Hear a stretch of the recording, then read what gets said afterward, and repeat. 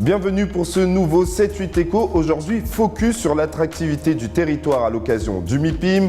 Le MIPIM, le plus grand marché international des professionnels de l'immobilier d'entreprise, c'est un moment incontournable pour tous les acteurs qui souhaitent nouer des liens avec des investisseurs. Seront présents pour cette année 2017 90 pays, 5300 investisseurs et 23 000 participants, dont l'agglomération de Saint-Quentin-en-Yvelines. On passe au sommaire. Nous avons interviewé Jean-Michel Fourgousse, vice-président de Saint-Quentin-en-Yvelines en charge du développement économique. Nous verrons avec lui avec quels atouts Saint-Quentin-en-Yvelines souhaite séduire les investisseurs au MIPIM. Nous ferons un point sur le Carré International situé à côté de la gare à Montigny-le-Bretonneux. Créé en 1976 et devenu obsolète aujourd'hui, le premier immeuble de bureaux saint-quentinois va faire peau neuve en 2018. Nous rencontrerons aussi Anne Failly, directrice générale adjointe au développement économique, avec qui nous ferons un point sur les forces de l'immobilier d'entreprise saint-quentinois. Saint-Quentin-en-Yvelines, c'est le leader du marché de la deuxième couronne devant Marne-la-Vallée et Cergy. C'est 12 communes, 142 000 emplois, ce qui représente 25% des Yvelines, 6 pôles économiques et 50 zones d'activité. C'est pour cette raison que Saint-Quentin-en-Yvelines est un territoire attractif et qu'il participe au MIPIM. Faisons un point avec Jean-Michel Fourgousse, vice-président de Saint-Quentin-en-Yvelines en charge du développement économique. Eh bien bonjour Monsieur Fourgousse. Bonjour. Il y a une délégation saint-quentinoise qui se rend au MIPIM. Quelles sont nos forces ? Mais comme chaque année, le plus gros événement international en France, c'est ce salon. Il faut y être. Oui, quand vous êtes une agglomération de la taille de Saint-Quentin, vous n'avez pas le choix. Vous avez près de 4000, les 4000 principaux acteurs qui définissent la ville de demain, l'investissement, il y a tous les conseils aussi des entreprises qui vont venir s'installer ou pas chez vous.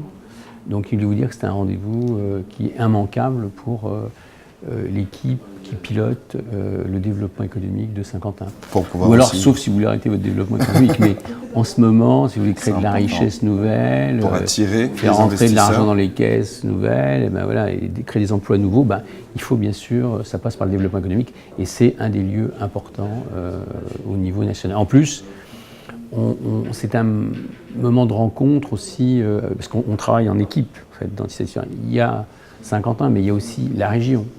Il y a aussi Saclay, là, donc c'est là où on travaille en équipe parce qu'il y a une concurrence internationale qui est très forte. Vous y allez tous. Donc on y va aussi, on y va ici bien sûr de façon collective. Il faut attirer des investisseurs, ça fonctionne ? Il faut attirer des investisseurs, il faut attirer des talents. Vous avez tous les meilleurs architectes qui sont là, tous ceux qui vont vraiment vous donner, au-delà même de l'immobilier, tous les acteurs qui vont travailler sur le transport de demain. Donc l'objectif, c'est vraiment revenir avec des clients. Ça fonctionne bien, ça fait plusieurs années en plus que l'agglomération. Chaque année depuis que ce salon fonctionne, cette agglomération existe quand même depuis près de 40 ans. Donc bien entendu, elle doit être présente. Il y a aussi un deuxième salon qui est le CIMI d'ailleurs, aussi après à Paris. Oui. C'est les deux grands salons qui sont pour nous immanquables. Ok, eh bien merci Monsieur Fourgousse. Voilà. Pour garder sa place de territoire du futur, Saint-Quentin-en-Yvelines agrandit son parc immobilier d'entreprise, mais il le rénove aussi. C'est le cas de l'immeuble international situé juste à côté de la gare. Ce bâtiment de bureau, le premier construit en 1976, va faire peau neuve. C'est l'entreprise Akera qui va se charger de rénover l'immeuble international. Aujourd'hui, il est vide et obsolète à 80% et c'est un gros chantier de 8 mois qui s'annonce pour que le bâtiment reprenne vie. C'est un bâtiment qui va être complètement rénové. Donc nous, on a le curage, le désamiantage de toute la partie. Donc on va rendre un bâtiment nu en béton et on va refaire tout l'intérieur. À partir de la ventilation, le système de chauffage, tout le réseau électrique va être refait avec les dernières technologies en termes de connectique, des bureaux refaits à neuf intégralement de A à Z.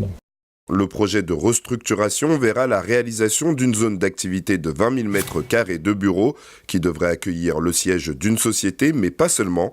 Il y aura aussi des espaces de coworking, 90 places de stationnement, un restaurant, une crèche d'entreprise et 132 logements. Le but, rendre cet immeuble incontournable.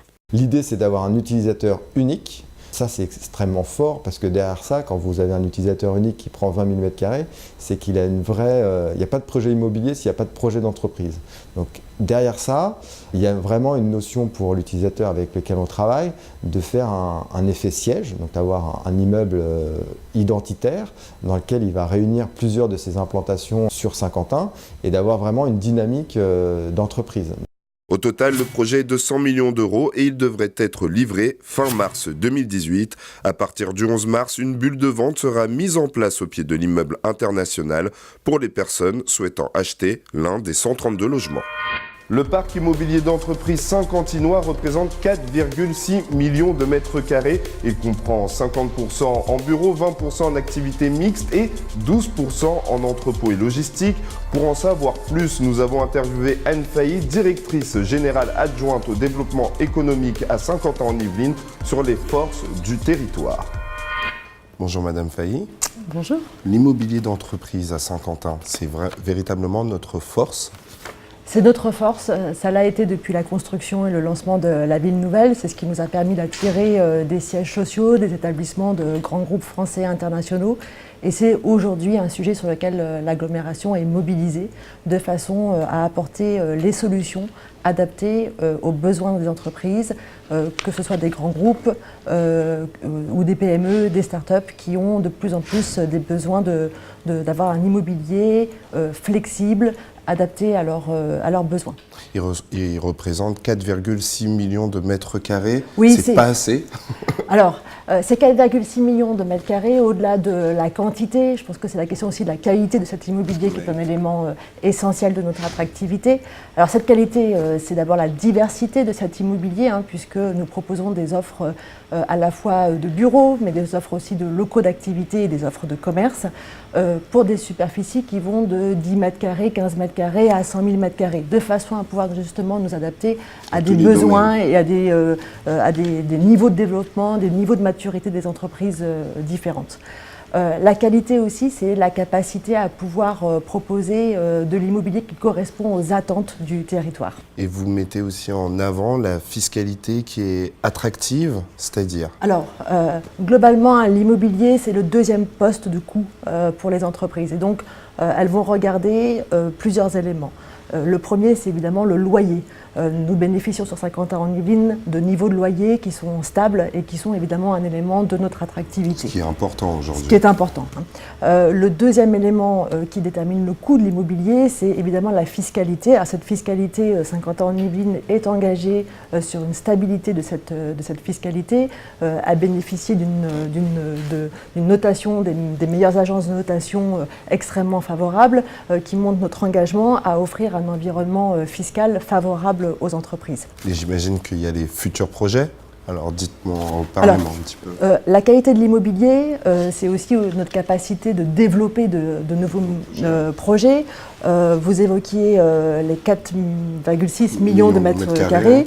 Nous avons en projet plus de 250 000 mètres carrés nouveaux, avec une approche qui est très spécifique au sein de Saint-Quentin-en-Yvelines, qui est de travailler sur des opérations qu'on appelle de démolition-reconstruction, c'est-à-dire de reprendre des bâtiments tertiaires existants et de les adapter aux nouvelles attentes des entreprises. Comme l'immeuble international, par exemple. Comme l'immeuble international. Et ces opérations de rénovation lourde, de déconstruction, reconstruction, nous sommes ici à Mune du Centre, on a des exemples de belles réussites, et c'est une politique sur laquelle Saint-Quentin-en-Yvelines est engagé, et des sujets sur lesquels les investisseurs regardent de plus en plus. C'est une nouvelle façon de faire de l'immobilier d'entreprise, non pas de construire de nouveaux sites, mais de réinvestir des sites existants en leur apportant des solutions qui répondent aux besoins des entreprises.